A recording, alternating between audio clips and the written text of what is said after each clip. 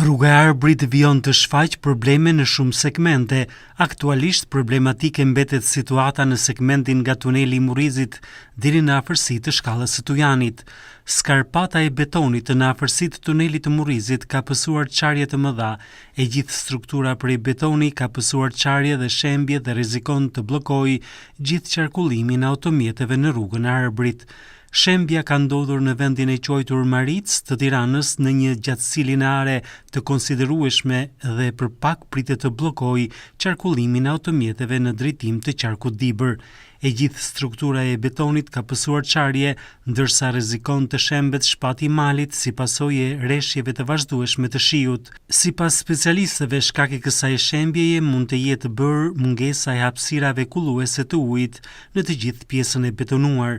Probleme me shembjen ka edhe në vendin e quajtur Zaldajt, ku një masiv i madh dheu i është drejtuar rrugës nacionale dhe nga momenti në moment mund të bjerë në asfalt.